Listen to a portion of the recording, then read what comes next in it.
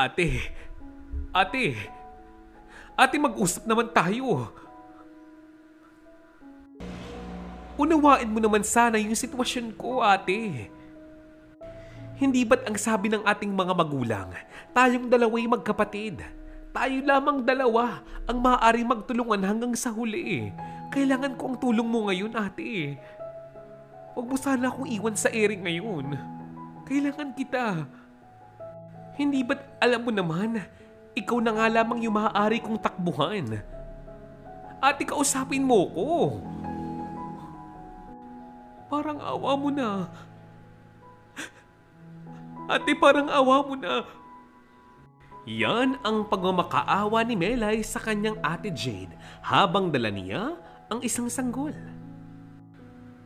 Itong si Melay at Jade ay magkapatid. 5 taon ang agwat nitong dalawang ito. Si Jade, 25 years old na. Samantalang si Melay ay 20 pa lamang.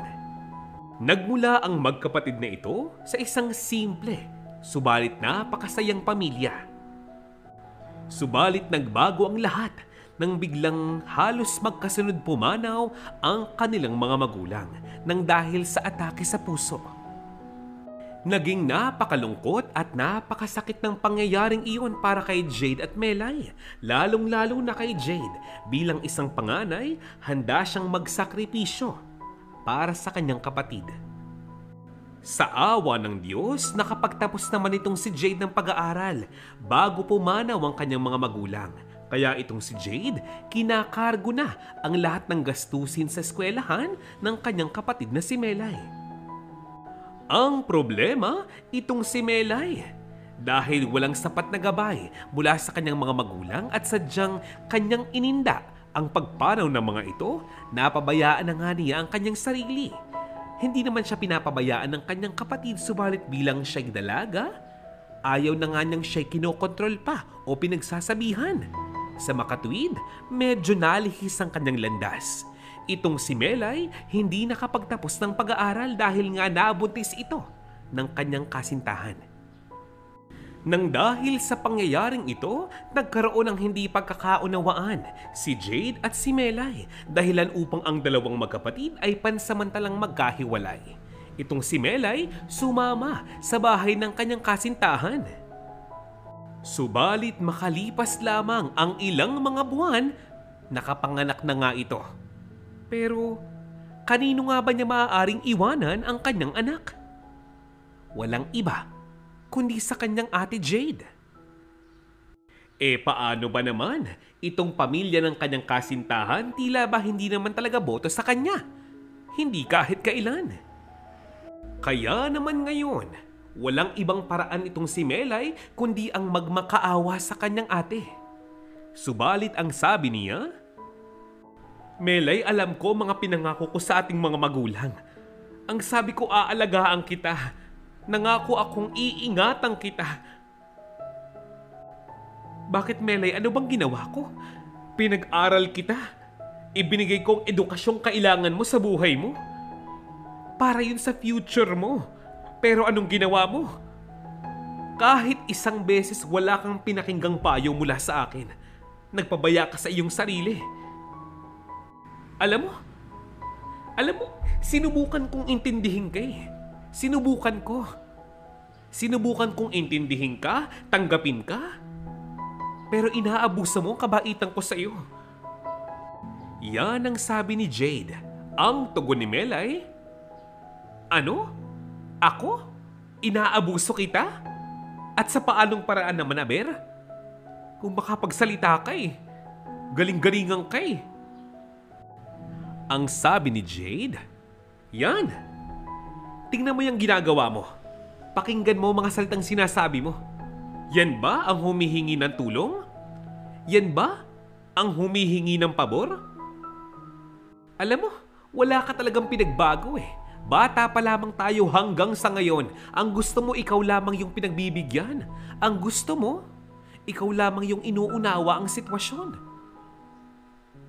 Kung kausapin mo ko, wala man lamang paggalang.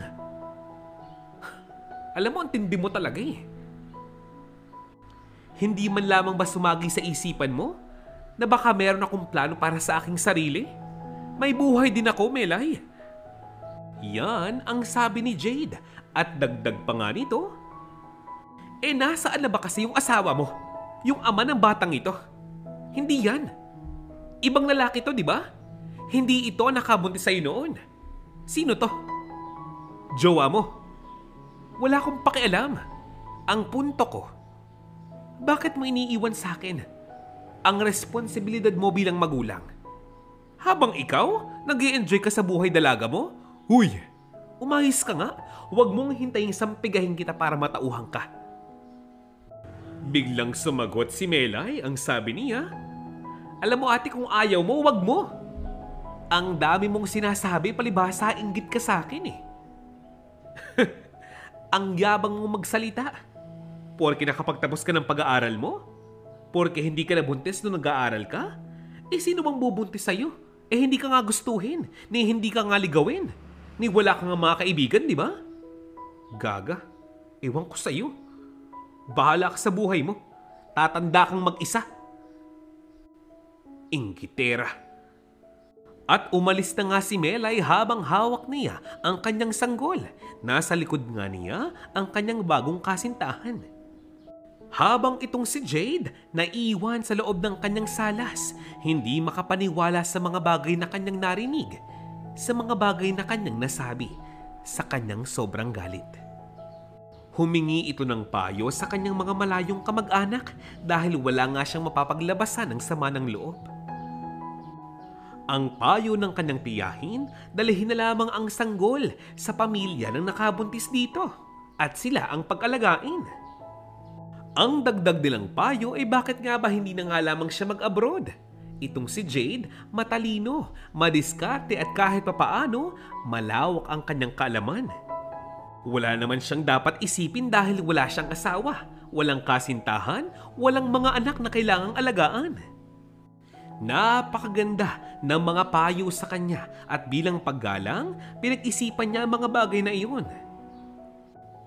Bilang pagrespeto sa mga ito, nagpasalamat siya sa lahat ng mga payong ibinigay sa kanya.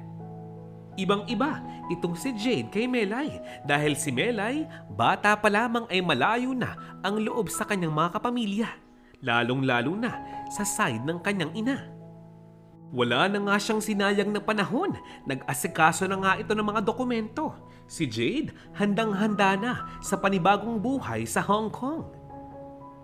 Itong si Jade, kahanga-hanga dahil wala siyang pakialam kung konektado man o hindi ang kanyang trabahong papasukin sa abroad sa kanyang kursong tinapos. Ang mahalaga ay makalayo siya sa lugar na ito na puro na nga lamang masamang alaala, malungkot na kahapon. Tulad ng sinabi nitong si Melay sa kanya, tunay nga namang wala siyang gaanong kaibigan. Hindi siya mahilig makipag-usap sa mga lalaki at ayaw niyang siya nililigawan. Para kasi kay Jade, parang sayang lamang ang oras at panahon kung uubusin pa niya ito para makipag-usap lamang sa kung kanino, kaibigan man yan o manliligaw. Dahil naniniwala nga siya, darating ang araw, maiiwan din siyang mag-isa. Lolokohin din siya. Sasaktan din, katulad ng iba. Isang bagay pa, itong si Jade, ibang-iba sa karamihan ng mga babae. Diba karamihan, ang hanap, Mr. Right. Pero itong si Jade, ang nais niya ay maging tamang babae para sa lalaking ibibigay ng Diyos para sa kanya. Sa paglipas pa nga ng mga araw ay tila ba kinakabahan si Jade dahil hanggang sa ngayon, wala pa ring email mula sa kanyang agency kung tuloy ba ang kanyang pagtatrabaho abroad.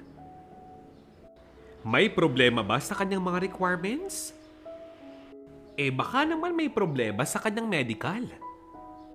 Kung anumang problema iyon, hindi niya alam. Buo nga ang loob ng babaeng ito, kaya kahit wala pang update ang agency, nag-resign na nga siya sa kanyang trabaho upang hindi naman kahiya-hiya ang kanyang iiwanang record dito. Sa kasalukuyan ay inaasikaso nga niya ang kanyang tahanan na maiiwan. Ang bahay na ito kasi ay pag-aari pa rin ng kanyang mga magulang. Bukas isang araw, maaaring bumalik dito ang kanyang kapatid na si Melay. Siyempre, bilang isang kapatid, kahit pa sabihin nagkaroon kayo ng pagtatalo, kahit pa sabihin napakatindi nga nito, hindi mo pa rin maaalis sa kanya ang mag-alala. Isang araw, kanyang nabalitaan na ito palang si Melay ay nasa bahay mismo ng isa sa kanyang mga matalik na kaibigan. Alam mo ba, sinisiraan siya mismo ng kanyang kapatid dito. Pero imbis na magalit, imbis na mainis, imbis na ma-stress, nag-focus na nga lamang itong si Jade sa pag-aasikaso ng bahay para malinis ito sa kanyang pag-alis. Inayos ang maleta, nag-empake na nga ito. Pero maya-maya pa,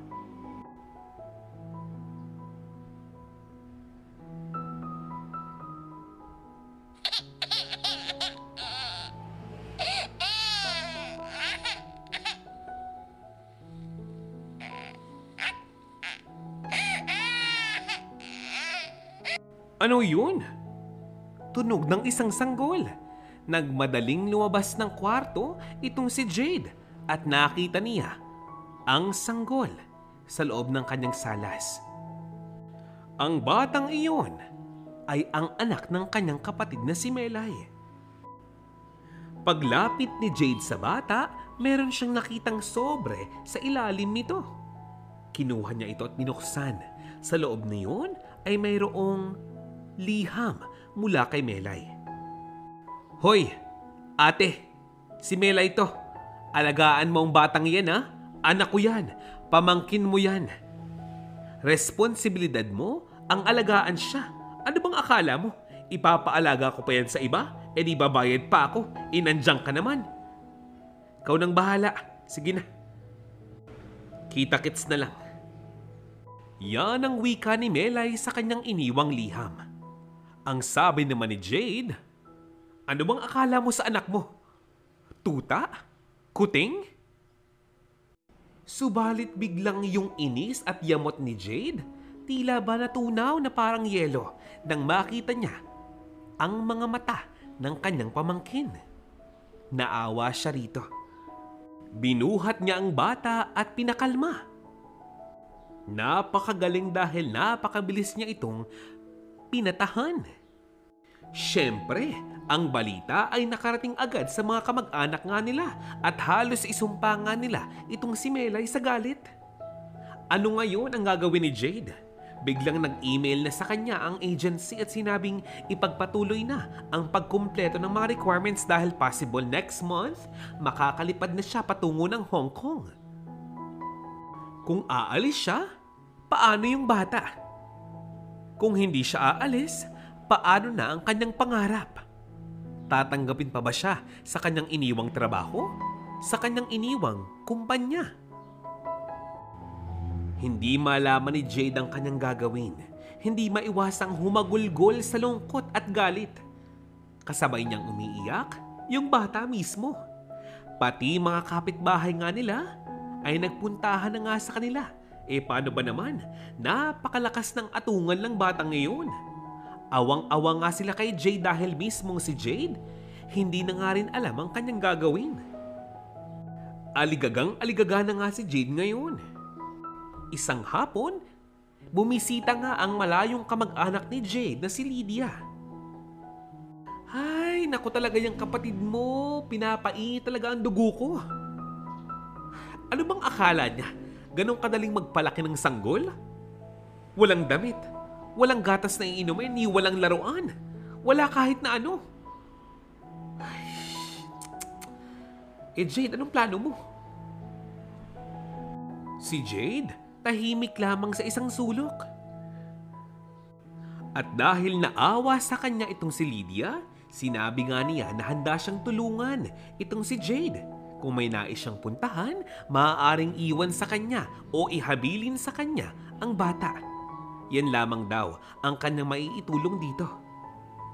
Ngayoy napakalaki ng kanyang pasasalamat kay Lydia.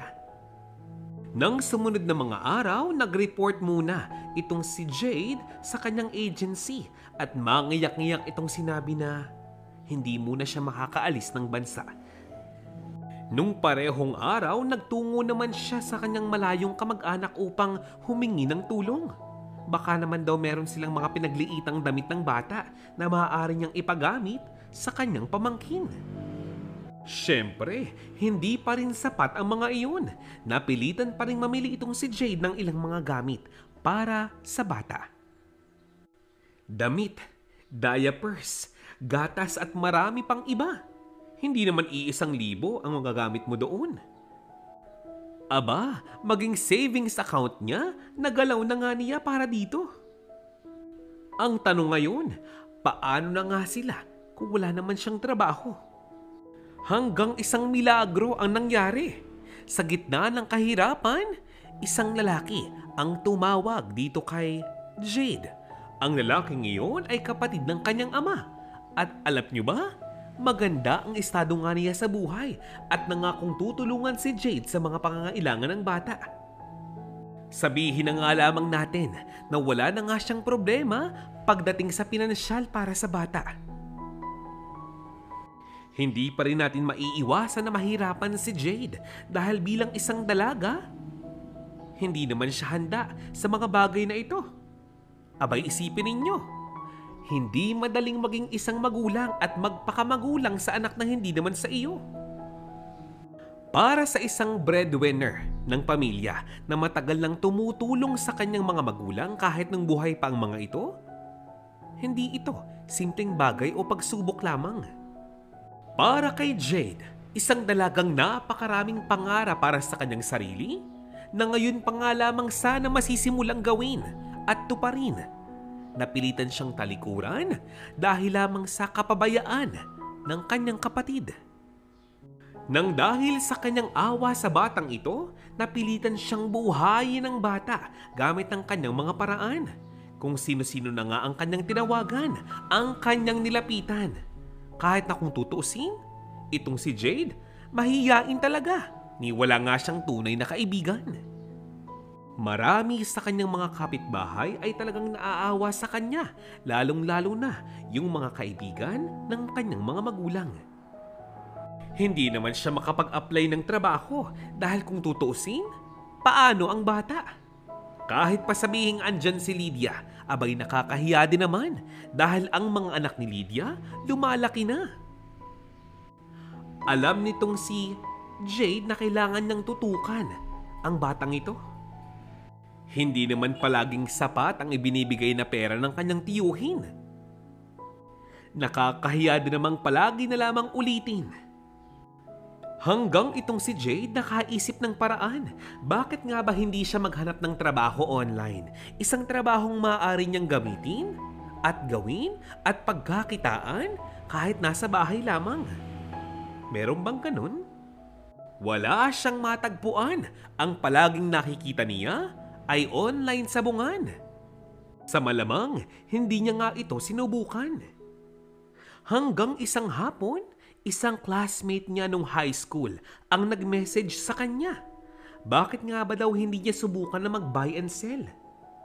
Iba't ibang paraan sa pagkita ng pera ang pinag-aaralan ni Jade para lamang sa kanyang sarili at sa kanyang pamangkin. Habang nangyayari ito, si Melay hindi man lamang nagpaparamdam, ni hindi nangangamusta, ni hindi inaalam ang kalagayan ng kanyang kapatid at ng kanyang nag-iisang anak. Nag-iisa nga ba? Dumaan pa ang ilang mga taon, ngayon nakakapaglakad na at kahit papaano nakakatakbo ang batang inaalagaan ni Jade. Gumawa ng paraan si Jade upang makapagpatayo ng tindahan. Kahit maliit lamang, para kahit papaano, hindi na nga siya lalabas ng bahay at hindi na nga iiwan ang bata. Kahit pa nga sabihin nating nahihirapan na si Jade, hindi pa rin natin maiitanggi na habang dumadaan ng panahon, minamahal na nga ni Jade ang kanyang pamangking ito na parang tunay na anak. Nako, walang pagod-pagod, walang puyat-puyat, walang reklamo-reklamo. Kapag niyakap na nga nitong batang ito, si Jade na kanyang tiyahin, nawawala ang lahat ng negatibo. Ang batang ito ngayon ang nagsisilbing liwanag sa buhay ni Jade. parang bukal ng saya at ngiti. Kapag pakiramdam niya, hindi na nga niya kaya, yayakapin lamang siya ng bata at hahalikan sa pisngi. Napapawi ang lahat ng hindi maganda. Bandang alas 5 hanggang alas 7 ng umaga, nagbebenta ng salabat at kape itong si Jade sa harap ng kanyang bahay. Sakto, maraming estudyante at maraming mga drivers ang dumadaan doon upang mag-almusal. Mula naman umaga hanggang hapon, bukas ang kanyang tindahan. Ano ngayon kung maliit lamang? At least, kumikita naman. Kasabay nito, naglalabandera din siya. Laba dito, kusot dyan. Partida, may diploma yan. Mula hapon hanggang gabi, may pa-online selling pa yan sa mga social media. Lahat ng panahon, palagi niyang kasama ang bata. Proud naman itong si Jade sa kanyang mga nagawa, sa kanyang sarili. Dahil akala niya nga noon, wala na, suko na. Wala nang magulang, walang kapatid, walang trabaho, walang pera. Pero ngayon, at least kahit pa paano, nakakaahon pa. Nagkaroon ng dagdag na saya ang kanyang buhay nang dumating ang bata.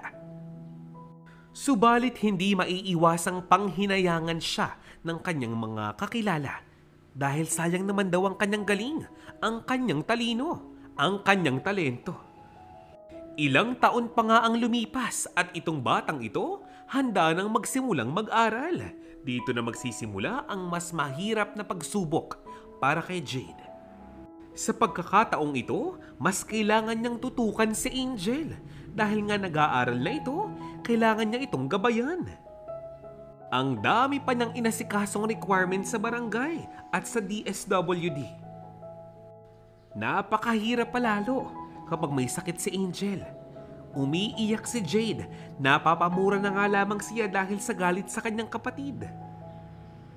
At dahil nag-aaral na yung bata, mas marami na nga siyang kailangang i-provide dito. At hindi sapat ang kanyang kinikita sa kanyang maliit na tindahan. Kaya naman, habang nasa paaralan ng bata, itong si Jade nagtatrabaho sa isang kumpanya.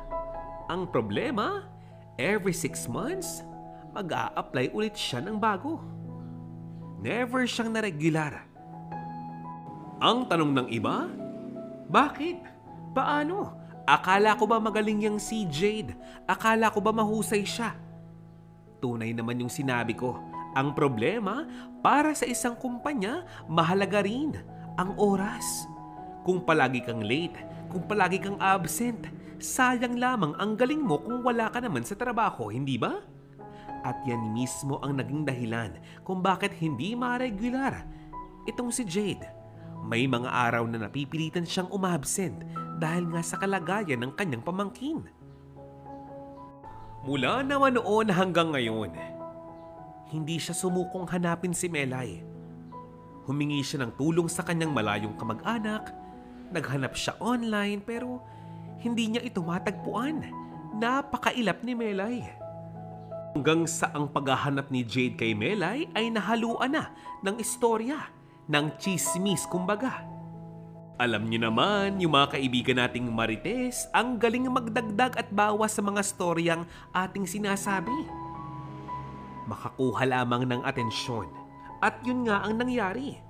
Isang di kilalang tao ang nag-post online ng picture ni Melay. Hinahanap daw siya ng kanyang kapatid dahil ganito, dahil ganyan, pabayang magulang, ganito, ganyan. May mga utang na hindi binayaran, ganyan. Hanggang sa ayun nga, nakarating kay Melay ang mga post na ito at inisip niya na post ito ng kanyang ate Jade. Gumawa siya ng paraang kontakin mismo ang kanyang ate sa kanyang sobrang galit. Siya pa ang may karapatang magalit, di ba? Ang kapal ng muka. Hello? Hoy, para sabihin ko sa'yo, wala kang karapatang siraan ako online. Idedemanda kitang lintik ka. Kapal ng mukha mo ah. Anong klase kang kapatid? Bakit mo hinayaan yung mga taong yung siraan ako? Ha? Siguro ikaw nagpasimuno, ano? Umaming ka na. Huling-huli ka na sa akto eh. Nagbabait-baitan ka pa.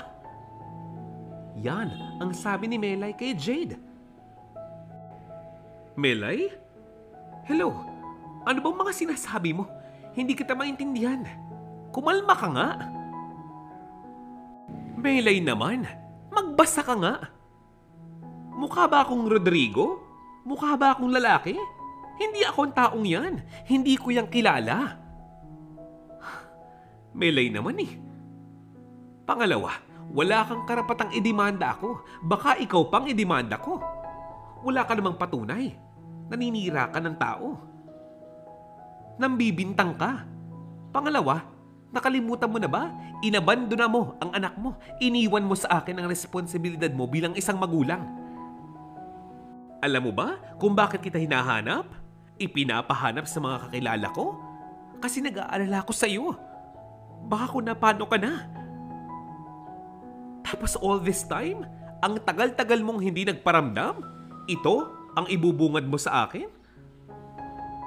Hindi mo alam kung anong isinakripisyo ko maitaguyod ko lamang ang anak mo. Magkaroon ka naman kahit konting hiya at utang na loob. Yan ang sabi ni Jade. Kaya nga lang, wala na pala siyang kausap. Kanina pang naibaba ni Melay ang telepono.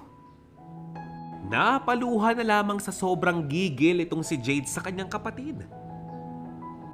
Sa awa ng mga tiyahin ni Jade sa kanya, binigyan siya ng malaking puhunan upang itayong muli ang kanyang tindahan, palakihin ito at palawakin, payabungin.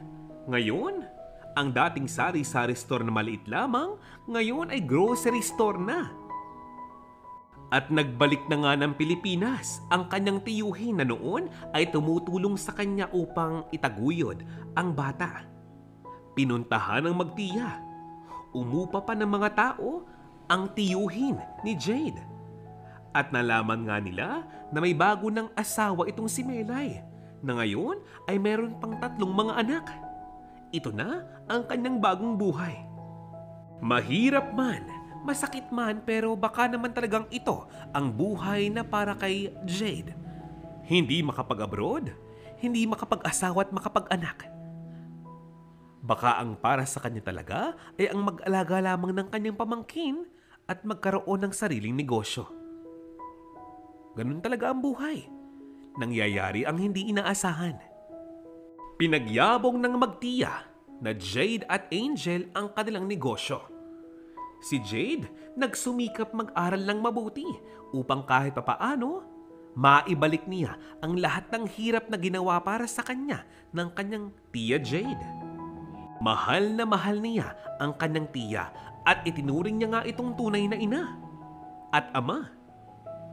Dumating pa nga sa puntong itong si Angel nangako sa kanyang tiya na hindi niya ito iiwan kahit magdalaga pa siya o magkaroon ng sariling pamilya. Bagay na pinanghawakan naman ni Jade. Iyon ang kanyang pagkakamali. Sa paglipas ng panahon, itong si Angel ay lumalaking matalino, masipag, maraming kaibigan at hinahangaan mismo ng mga guro niya. Humakot siya ng napakaraming award nung sekundarya. Cum laude pa yan, ha? Sa kolehiyo, nakapagtapos siya ng 2 taong kurso. Partida, 17 years old pa lamang siya noon. Hindi naman nahirapan si Jay dahil itong si Angel maraming scholarship na nagamit na nakuha noong nag-aaral pa lamang siya para kahit papaano hindi nahihirapan ng kanyang tiyahin. Dahil dyan, nakaipon siya kahit papaano para sa kanyang sarili. Sa puntong ito, 19 years old pa lamang si Angel. Maganda na ang kanyang trabaho sa mall. Kumikita ng salapi para sa kanyang sarili, nakakapagtabi ng pera para sa kanyang future at nabibigyan pa nga niya ang kanyang tiya. Pero parang may nagbago. Isang araw, Tita Jade, pwede po bang humingi ng favor? Gusto ko po sanang manghiram sa inyo kahit 1,000 lang. Nasira lang po yung sapatos ko. Alam niyo naman, di ba? Hindi po ako mahilig bumili ng bagong sapatos kaya pinagtsatsagaan ko. Ito, malaki na po yung sira. Kailangan ko pong bumili ng bago. Tita, pautang man muna ako. Ang daing ni Angel. Ang sabi naman ni Jade, ano ka ba naman, Angel? Walang problema yun. O ito. Pero, hindi ba't kakasahod mo lamang ng isang araw? Nasaan yung sahod mo? Angel, hindi naman sa hinahanapan kita. Pero ang sakin lamang, di ba't kakasahod mo nga lamang ng isang araw? Hindi ba? Dati, palagi mo pang ipinapakita sa akin yung payslip mo. Wala naman sanang problema kung ayaw mo na, pero paano nangyaring wala ka ng budget? Never ka namang na-delay sa iyong sahod. Anak, ano bang problema? Meron ka bang pinaglalaanan? Gusto mo bang tulungan kita? May sakit ka ba? Sabihin mo nga sa akin, nag-aalala ko sa iyo. Bata ka pa lamang, nasa piling na kita. Alam ko pag meron kang inililihim. Sabihin mo na sa akin, Angel. Umiyak na nga lamang si Angel at hindi na nga ito nakapagsalita. Pero pinipilit pa rin siya ng kanyang tiya. Kaya ang sabi niya, ayoko pong sabihin to sa inyo dahil ayoko pong magkaroon ng mas malaking gulo at sigalot sa inyong dalawa, pero si mama po kasi kinukuha niya po yung ilang parte ng sahod ko. Opo, matagal na po kami nag-uusap. Kilala ko na po siya. Alam ko na po ang kanyang buong pagkatao. Sinabi niya po sa akin ang lahat-lahat nung college pa lang ako. Tita, ayoko po ng gulo. Kaya po tumahimik lamang ako. Tiya, wag po sana kayong magalit sa akin. Hindi ko po ninais na maglihim sa inyo at saktan ng damdamin niyo, pero ang sabi niya po kasi sa akin, may sakit daw po mga kapatid ko sa kanya. Nagagalit po siya sa akin kapag tumatagi po ako magbigay. Tita, pinapahiya niya po ko sa maraming tao. Tinatakot niya po ko. Baka daw po saktan niya kayo at ayoko pong mangyari yun. Baka gawan po niya kayo ng hindi maganda. Napaupo sa galit si Jade sa kanyang kapatid. Nahimatay na nga ito. Agad humingi ng tulong si Angel sa kapitbahay, lalong-lalo na kay Aling Lydia na kaibigan ni Jade. Sa awa ng Diyos, nakarating naman agad sila sa ospital. Ligtas na si Jade. Subalit ganun pa man, tila ba mas lumaki ang galit ni Angel sa kanyang sariling ina. Nang malaman ng mga tiyahin ni Jade ang pangyayaring ito, sinabihan nga nila si Angel na bakit nga ba hindi na nga lamang ito mag-abroad, doon magtrabaho. Malayo sa kanyang ina. Pangalawa, upang maabot niya ang sadyang pangarap niya sa buhay. Wala na nga daw siyang dapat pang ipag-worry dahil ang mga tiyahin ni Jade na ang bahala sa lahat. Nang masiguro nitong si Angel ang kaligtasan ng kanyang tiya Jade, pumayag na nga siya sa nais ng kanyang mga kamag-anak. Nagpatulong na nga siya upang siya'y makapagtrabaho sa ibang bansa. Habang nasa abroad si Angel, nagpasya itong sina Jade na ibenta na nga ang lupa at bahay nila sa probinsya. Perang iyon ang mismong ginamit upang makapagpagaling si Jade nang wala ng problema para sa kanyang gamutan at para sa kanyang hinaharap. Ito ang ginamit nilang paraan upang itong si Melay ay lumabas sa kanyang lungga. Kinumpronta nitong si Melay ang kanyang mga tiyahin at sinabing bakit daw siya mawawala ng karapatan samantalang mana nga nila iyon sa kanilang mga magulang. Ang tugon naman ng kanyang mga tiya, sa dami ng perang nagastos ni Jade para kay Angel, bata pa lamang ito hanggang sa ngayon, kulang na kulang pa ang manang sinasabi nitong si Melay. Pero sadyang mapilit si Jade, idedemanda nga raw niya ang kanyang ate kung ipagpapatuloy pa ang kalokohang ito. Pero muling nagsalita ang kapatid ng ama ni Melay at sinabing, bakit pa parang pera lamang ang habol mo kung ba't ka umuwi rito? Alam kong nangangailangan ka. Lahat naman tayo nangangailangan. Maging ang ate mo. Nangangailangan siya nung iniwan mo siya. Nung iniwanan mo sa kanya ang lahat ng responsibilidad ng pagiging ina sa iyong anak. Naisip mo man lang ba yun?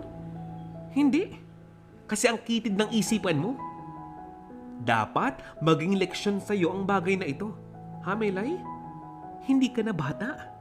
Magulang ka. Palibhasa kasi wala kang alam eh. Gusto mo ulitin ko? Wala ka kasing alam. Wala ka sa tabi ng ate mo. Halos mamatay na siya. Bakit ka mo?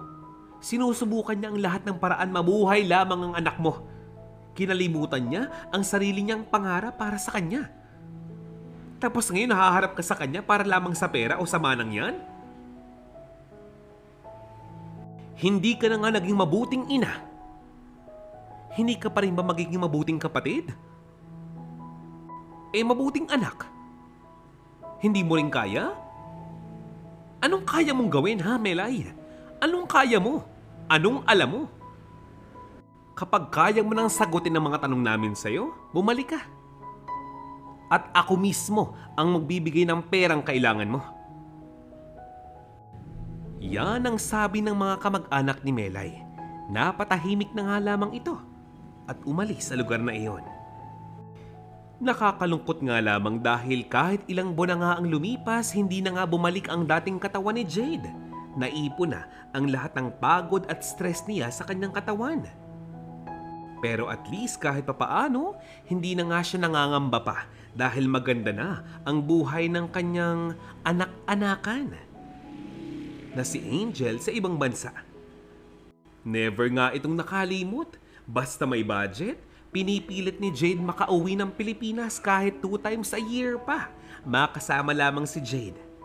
Walang hanggan ang kanyang pasasalamat sa kanyang tiyahing ito.